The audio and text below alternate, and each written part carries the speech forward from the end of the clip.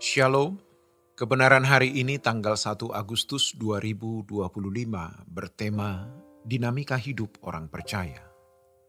Dalam kehidupan kita masing-masing pasti ada persoalan atau kebutuhan yang seolah-olah sengaja dibiarkan Tuhan tetap melekat dalam hidup kita dan tidak kunjung selesai. Hal itu bisa membuat kita malu, merasa tidak tenang dan tidak nyaman menjalani hidup.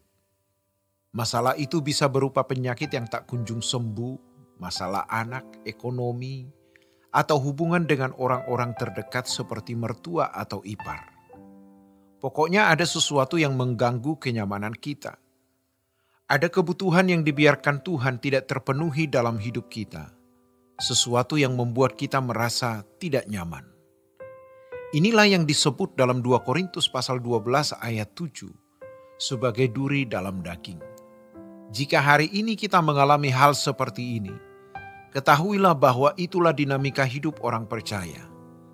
Ayat tersebut merupakan kesaksian Rasul Paulus, seorang yang sangat dekat dengan Allah, yang telah menyerahkan seluruh hidupnya bagi Dia.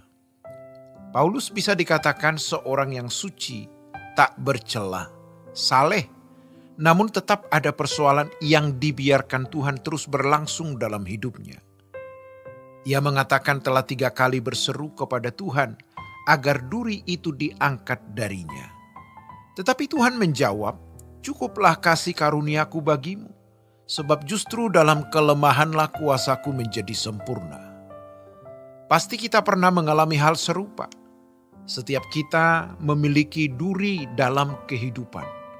Namun jangan sampai kita bingung, apalagi bertanya-tanya, "Mengapa hal ini terjadi dalam hidupku?" Sebaliknya, hal pertama yang harus kita katakan adalah Tuhan memang menghendaki atau mengizinkan adanya duri seperti ini dalam hidupku. Duri itu bisa berupa pasangan hidup, mertua, anak, orang dekat, situasi yang tidak nyaman, atau kebutuhan yang tidak terpenuhi. Bahkan duri dalam daging itu bisa berupa hamba Tuhan atau teman sepelayanan di gereja. Satu hal yang Tuhan kehendaki dari kita, jangan pernah meragukan Tuhan sekecil apapun keraguan itu. Dan jangan mencurigai Tuhan sekecil apapun kecurigaan itu. Walaupun kita telah menjadi Kristen sejak kecil dan terjun dalam pelayanan sejak muda, kita pun bisa mengalaminya. Bahkan dalam kondisi yang sangat kritis, Tuhan bisa membawa kita ke situasi yang sangat berpotensi menumbuhkan kecurigaan dan kekecewaan terhadapnya. Mungkin ada di antara kita saat ini yang sedang mengalami hal tersebut, hingga mulai unjuk perasaan dalam tanda petik kepada Tuhan. Tidak ke gereja, tidak mau berdoa, tidak mau membaca Alkitab atau renungan lagi. Namun sejatinya, jika kita menjauhi sumber kehidupan, kita akan celaka baik di dunia ini maupun dalam kekekalan. Maka jangan sedikit pun mencurigai Tuhan. Jangan sedikit pun marah kepada Tuhan. Mungkin kita tidak terang-terangan marah, tetapi ada bara kemarahan dalam hati yang kita tidak berani ungkapkan. Kepada manusia yang kita hormati saja saat marah, kita sering tak berani mengungkapkan, apalagi kepada Tuhan. Khususnya kita yang sudah Kristen sejak kecil, atau sudah menjadi pelayan Tuhan, pasti ada rasa hormat dan takut kepada Tuhan. Maka ketika kecewa atau marah terhadap Tuhan, kita tidak mengekspresikannya. Tetapi seperti api dalam sekam, kemarahan itu tersembunyi.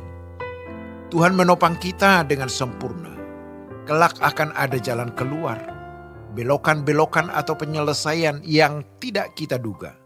Namun, jangan kita menskenariokan solusi sendiri atau menganggap hal itu mudah.